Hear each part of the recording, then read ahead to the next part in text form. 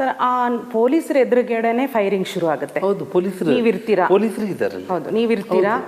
ಆದ್ರೆ ನಾನು ಕಾರು ಇಳಿದ ತಕ್ಷಣ ಜನಾರ್ದನ್ ರೆಡ್ಡಿ ಬಂದ್ರು ಅಂತ ಗಟ್ಟಿಯಾಗಿ ಕೂಗ್ತಾ ಇದ್ದಾರೆ. ನಾನು ನಮ್ಮ ಹುಡುಗರು ಜನಾರ್ದನ್ ರೆಡ್ಡಿ ಬಂದ್ಬಿಟ್ರು ಅಂತ ಕೂಗ್ತಾ ಇದ್ದಾರೆ ಅಂತ ಅನ್ಕೊಂಡೆ. ಶ್ರಾಮ್ಲಲ್ಲಿ ಅವ್ರನ್ನ ಕನ್ವಿನ್ಸ್ ಮಾಡ್ಲಿಕ್ಕೆ ಅಂತ ಹೋಗಿದ್ದಾರೆ, ವೇಟ್ ಮಾಡ್ತಾ ಇದ್ದಾರೆ. ನಾನು ಕರೆಕ್ಟಾಗಿ ಯಾವಾಗ ನಾನು ರೀಚ್ ಆದ್ನೋ, ಯಾಕಂದ್ರೆ ನಾನು ಪೊಲೀಸರಿಗೆ ತಿಳಿಸಿದ್ದೆ ನಾನು ದಾಟಿದ್ದೀನಿ, ಇನ್ನೊಂದು 40 ಮಿನಿಟ್ಸಲ್ಲಿ ಮನೆಗೆ ರೀಚ್ ಆಗ್ತೀನಿ ಅಂತ ಹೇಳಿ. ಅಷ್ಟುವರೆಗೆ ತಾಳ್ಮೆಯಿಂದ ಇದ್ದಾರೆ, ಹಾಗೆ ಮಾತಾಡ್ಕೊಂತ ಶ್ರಾಮ್ಲು ಕನ್ವಿನ್ಸ್ ಮಾಡ್ತಾ ಇದ್ದಾರೆ. ನಾನು ಕಾರಲ್ಲಿ ಬಂದು ಇಳಿದ ತಕ್ಷಣ ಜನಾರ್ದನ್ ರೆಡ್ಡಿ ಅಂತ ಕೂಗಿದ ತಕ್ಷಣ ನಮ್ಮವ್ರು ಯಾರಾದ್ರೂ ಕೂಗಿದ್ದಾರೆ ಅಂತ ನಾವು ಅನ್ಕೊಂಡಿದ್ದು. ಆದ್ರೆ ಅವ್ರನ್ನ ಅಲರ್ಟ್ ಮಾಡ್ಲಿಕ್ಕೆ ಜನಾರ್ದನ್ ರೆಡ್ಡಿ ಬಂದ ತಕ್ಷಣ ಕೂಗಾಡ್ರಿ, ನಮಗೆ ಅಲರ್ಟ್ ಆಗ್ತೀವಿ ಅಂತ. ಆವಾಗ ಫೈರಿಂಗ್ ಸ್ಟಾರ್ಟ್ ಆಗಿದೆ. ನೀವು ಬರ್ತೀರಾ, ಗಂಗಾವತಿಯಿಂದ ಬರ್ತೀರಾ, ಮನೆ ಮುಂದೆ ಬರ್ತಿದ್ದಂಗೆನೆ ಘೋಷಣೆಗಳು ಕೂಗ್ತಾರೆ, ಗಲಾಟೆ ಶುರು ಆಗುತ್ತೆ, ಫೈರಿಂಗ್ ಸ್ಟಾರ್ಟ್ ಆಗುತ್ತೆ. ಇದೆಲ್ಲ ನಡೆಯುವಾಗ ನಾರಾ ಭರತ್ ರೆಡ್ಡಿ ಅವರು ಇರಲ್ಲ. ಅಲ್ಲಿರೋದು ಸತೀಶ್ ರೆಡ್ಡಿ ಮತ್ತೆ ಅವರ ಗನ್ಮ್ಯಾನ್ಗಳು. ಅಂದ್ರೆ ನಿಮ್ಮನ್ನ ಟಾರ್ಗೆಟ್ ಮಾಡಿದ್ದು ಭರತ್ ರೆಡ್ಡಿ ಅವರ, ಸತೀಶ್ ರೆಡ್ಡಿ ಅವರ? ನಿಮಗೂ ಸತೀಶ್ ರೆಡ್ಡಿ ಅವ್ರಿಗೂ ಏನು ವೈಷಮ್ಯ? ಈ ಸಂಚು ರೂಪಿಸಿದ್ದು ಭರತ್ ರೆಡ್ಡಿನ, ಸತೀಶ್ ರೆಡ್ಡಿನ? ನೀವೇ ಕ್ಲಾರಿಟಿ ಕೊಡ್ಬೇಕು. ಸತೀಶ್ ರೆಡ್ಡಿ ಅನ್ನೋನು ಇಡೀ ಈ ಬಳ್ಳಾರಿ ಭಾಗದಲ್ಲಿ ಯಾರಿಗೂ ಗೊತ್ತಿಲ್ಲ. ಅವನೊಬ್ಬ ಯಾರೋ ಒಬ್ಬ ಸಾಮಾನ್ಯ ಮನುಷ್ಯ. ಈ ಎಲೆಕ್ಷನ್ ಆದ್ಮೇಲೆ ಏನಾಗಿದೆ ಅಂದ್ರೆ, ಇವನು ಭರತ್ ರೆಡ್ಡಿಗೆ ಇವರು ಬಹಳ ಕ್ರಿಮಿನಲ್ ಮೈಂಡ್ ಇರುವಂತವ್ರು. ಈ ಅಕ್ರಮ ಚಟುವಟಿಕೆಗಳ ರೂವಾರಿ ಮತ್ತು ಅದರ ಕಲೆಕ್ಷನ್ಸು, ಹಣ ಪ್ರತಿನಿತ್ಯ ವಸೂಲು ಮಾಡೋದಕ್ಕೆ ಒಂದು ಕೇಂದ್ರ. ಅವನ ಮನೆಗೆ ಗನ್ಮ್ಯಾನ್ಗಳು. ನಾವು ಯಾವ ರೀತಿ ಹೊಸ ಮೂಟೆಗಳಾಗ್ಬಿಟ್ಟು AK-47 ಇಟ್ಕೊಂಡು ಇವಾಗ ನಮ್ಮ ತಿರುಪತಿ ಸಿದ್ಧಿವಿನಾಯಕ ಟೆಂಪಲ್ ಅಥವಾ CM-PM ಸೆಕ್ಯೂರಿಟಿ ಇರ್ತಾರೋ ಆ ರೀತಿ ವ್ಯವಸ್ಥೆ ಅವನಿಗೆ. ಅವನು ಹೀಗಿರ್ತಾನೆ, ಮನೆ ಮೇಲೆ ಎಲ್ಲ ಗನ್ಮ್ಯಾನ್ಗಳು. ಅವನಿಗೇನು ಫ್ಯಾಮಿಲಿ ಇಲ್ಲ, ಅವನೆಲ್ಲದಕ್ಕೂ ರೆಡಿ ಆಗಿರೋನು. ದಿನ ಕುಡಿಯೋದು, ಫೋನ್ ಮಾಡೋದು ಜನರಿಗೆ. ಇವಾಗ ನಿಮಗೆ ಸಾಕಷ್ಟು ವಿಷಯಗಳು ಇವಾಗ ಬರುತ್ತೆ ನಿಮಗೆ. ಅವನಿಂದ ಹೊಡೆದಾಡ್ಕೊಂಡಿರೋಂಥವ್ರು, ಆಸ್ತಿಗಳು ಕಸ್ಕೊಂಡಿರೋವಂಥದ್ದು, ಯಾವ ರೀತಿ ಅವನ ಬೆದರಿಕೆಗಳಾಗ್ತಾ ಇದ್ದಿದ್ದು. ಇವಾಗ ಎಲ್ಲರೂ ಒಬ್ಬೊಬ್ಬರು ಇವಾಗ ಬಂದು ಮೀಡಿಯಾ ಮುಂದೆ ಹೇಳೋದು ಇವಾಗ ಪ್ರಾರಂಭ ಆಗುತ್ತೆ ಇಲ್ಲ, ನಾಳೆ ನಾಡಿದ್ದಿಂದ ಸ್ಟಾರ್ಟ್ ಆಗುತ್ತೆ.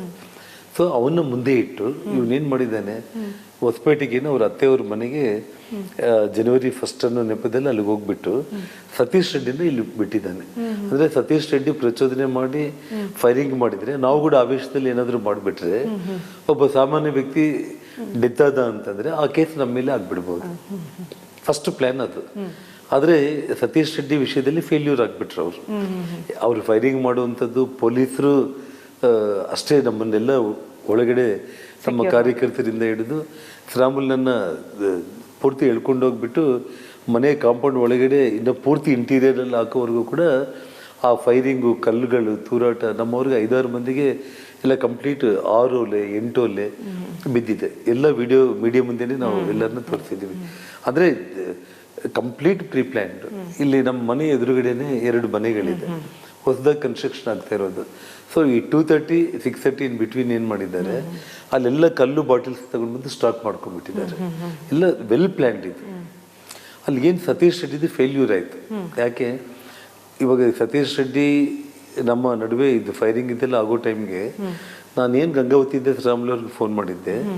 ಶ್ರಾಮ್ಲು ಅವ್ರ ಮೇಲೆ ಎಲ್ಲ ಫಾಲೋವರ್ಸ್ ಎಲ್ಲರಿಗೂ ಕೂಡ ಶ್ರಾಮ್ಲು ಇಂಟಿಮೇಷನ್ ಕೊಟ್ಟಿದ್ದು. ನಾನು ಬರೋ ಈ 40 ಮಿನಿಟ್ಸ್ ಒಳಗಡೆ ನಮ್ಮ ಕಡೆಯಿಂದ ಕೂಡ ಕಾರ್ಯಕರ್ತರು ಜನಾರ್ದನ್ ರೆಡ್ಡಿ ಮನೆ ಮೇಲೆ ಬಂದಿದ್ದಾರೆ, ರೆಡ್ಡಿಗೇನೋ ಆಗ್ತಾ ಇದೆ, ಮತ್ತೆ ಫೈರಿಂಗೂ ಆಯ್ತು.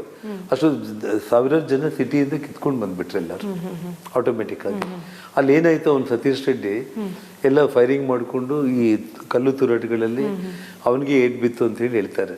ಆ ವಿಡಿಯೋ ಕೂಡ ನಾನು ನಿಮಗೆ ಆಲ್ರೆಡಿ ಬಂದಿದೆ.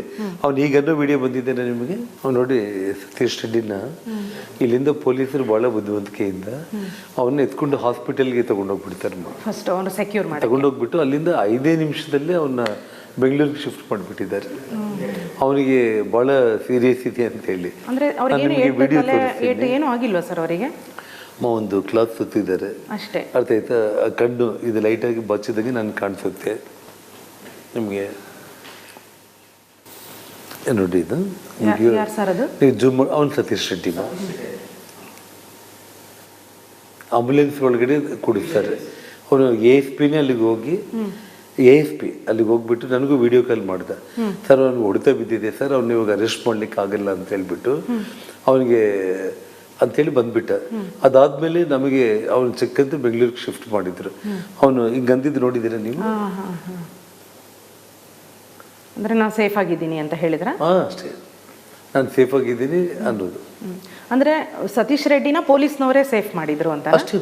ಸತೀಶ್ ರೆಡ್ಡಿನ ಪೊಲೀಸರು ಎತ್ಕೊಂಡು ಹೋಗ್ಬಿಟ್ಟು OPD ಅಡ್ಮಿಟ್ ಮಾಡಿಸಿ ವಿತಿನ್ ಫ್ರಾಕ್ಷನ್ ಆಫ್ ಮಿನಿಟ್ಸ್ ಅಲ್ಲಿ ಅವನ್ನ ತಗೊಂಡು ಆಂಬುಲೆನ್ಸ್ ಎಲ್ಲ ಹಾಕಿ ಫಸ್ಟ್ ಬೆಂಗಳೂರು ಕಳಿಸ್ಬಿಟ್ರು. ಅವನ್ನ ಇವಾಗ ತಗೊಂಡೋಗ್ಬಿಟ್ಟು ಅವ್ನು ನೀಟಾಗಿ ಹಿಂಗಂದು ಅವನು ಮತ್ತೆ ನಡ್ಕೊಂಡು ಬರ್ತಾನೆ. ನಡ್ಕೊಂಡು ಬಂದು ಆಂಬುಲೆನ್ಸ್ ಅಲ್ಲಿ ಕಾಲರ್ ಹಿಂಗ್ ಇದಾಕೊಂಡ್ಬಿಟ್ಟು ಇದು ಮಾಡ್ತಾನೆ. ಅವ್ರು ದಿಮ್ ಕೊಡೋದಕ್ಕೆ ಹೋದ್ರೆ ಕೂಡ ಹಿಂಗಂದು ಕೈ ಹಿಂಗ್ ಇಟ್ಕೊಂತಾನೆ, ಮತ್ತೆ ಹಿಂಗಂತಾನೆ. ಅಂದ್ರೆ ಅವ್ನು ಸೀರಿಯಸ್ ಇರ್ಲಿಲ್ಲ. ಇವಾಗ ನಾನು ಅದನ್ನ ಹೇಳ್ತಿದ್ದೀನಿ, ಅವನು ಇದುವರೆಗೂ ಕೂಡ ಬೆಂಗಳೂರಲ್ಲಿ ಯಾವ ಹಾಸ್ಪಿಟಲ್ ಇದ್ದಾನೆ, ಏನು ಅವನಿಗೆ ರಾಜಾತಿಥ್ಯ ಕೊಡ್ಕೊಂತ ಅವನ ಅರೆಸ್ಟ್ ಮಾಡ್ದೇನೆ ಈ ಏಟ್ ಬಿದ್ದಿದೆ ಅನ್ನೋ ನೆಪದಲ್ಲಿ ಅವನ್ನ ಬೆಂಗಳೂರಿಗೆ ಶಿಫ್ಟ್ ಮಾಡಿಬಿಟ್ಟು ಇಟ್ಕೊಂಡಿದ್ದಾರೆ. ಸೊ ಬಳ್ಳಾರಿಯಿಂದ ಅವನ ಆಂಬುಲೆನ್ಸ್ ಆರಾಮಾಗಿ ನಡ್ಕೊಂಡು ಬಂದು ಹತ್ತಿ ಕೊತ್ಕೊಂಡ್ಬಿಟ್ಟು ದಿಂಬು ಕೊಟ್ಟರು ಕೂಡ ಅವನು ಬೇಡ ಅಂತ ಹೇಳ್ಬಿಟ್ಟು ಅವ್ನು ನಾನು ಇದಂತೇಳಿ ಅವನು ಹೋಗಿದ್ದಾನೆ. ಸರ್, ಆ ಪೊಲೀಸರ ಎದುರುಗಡೆನೆ ಫೈರಿಂಗ್ ಶುರು ಆಗುತ್ತೆ. ಹೌದು, ಪೊಲೀಸರು ನೀವಿರ್ತೀರಾ? ಪೊಲೀಸರು ಇದ್ದಾರಲ್ಲ. ಹೌದು, ನೀವಿರ್ತೀರಾ. ಆದ್ರೆ ನಾನು ಕಾರು ಇಳಿದ ತಕ್ಷಣ ಜನಾರ್ದನ್ ರೆಡ್ಡಿ ಬಂದ್ರು ಅಂತ ಗಟ್ಟಿಯಾಗಿ ಕೂಗ್ತಾ ಇದ್ದಾರೆ. ನಾನು ನಮ್ಮ ಹುಡುಗರು ಜನಾರ್ದನ್ ರೆಡ್ಡಿ ಬಂದ್ಬಿಟ್ರು ಅಂತ ಕೂಗ್ತಾ ಇದ್ದಾರೆ ಅಂತ ಅನ್ಕೊಂಡೆ. ಸ್ರಾಮ್ಲಲ್ಲಿ ಅವ್ರನ್ನ ಕನ್ವಿನ್ಸ್ ಮಾಡ್ಲಿಕ್ಕೆ ಅಂತ ಹೋಗಿದ್ದಾರೆ, ವೇಟ್ ಮಾಡ್ತಾ ಇದ್ದಾರೆ. ನಾನು ಕರೆಕ್ಟಾಗಿ ಯಾವಾಗ ನಾನು ರೀಚ್ ಆದ್ನೋ, ಯಾಕಂದ್ರೆ ನಾನು ಪೊಲೀಸರಿಗೆ ತಿಳಿಸಿದ್ದೆ ನಾನು ದಾಟಿದ್ದೀನಿ, ಇನ್ನೊಂದು 40 minutes ಅಲ್ಲಿ ಮನೆಗೆ ರೀಚ್ ಆಗ್ತೀನಿ ಅಂತ ಹೇಳಿ. ಅಷ್ಟುವರೆಗೆ ತಾಳ್ಮೆಯಿಂದ ಇದ್ದಾರೆ, ಹಾಗೆ ಮಾತಾಡ್ಕೊಂತ ಸ್ರಾಮ್ಲು ಕನ್ವಿನ್ಸ್ ಮಾಡ್ತಾ ಇದ್ದಾರೆ. ನಾನು ಕಾರಲ್ಲಿ ಬಂದು ಇಳಿದ ತಕ್ಷಣ ಜನಾರ್ದನ್ ರೆಡ್ಡಿ ಅಂತ ಕೂಗಿದ ತಕ್ಷಣ ನಮ್ಮವ್ರು ಯಾರಾದ್ರೂ ಕೂಗಿದ್ದಾರೆ ಅಂತ ನಾವು ಅನ್ಕೊಂಡಿದ್ದು. ಆದ್ರೆ ಅವ್ರನ್ನ ಅಲರ್ಟ್ ಮಾಡ್ಲಿಕ್ಕೆ ಜನಾರ್ದನ್ ರೆಡ್ಡಿ ಬಂದ ತಕ್ಷಣ ಕೂಗಾಡ್ರಿ, ನಮಗೆ ಅಲರ್ಟ್ ಆಗ್ತೀವಿ ಅಂತ.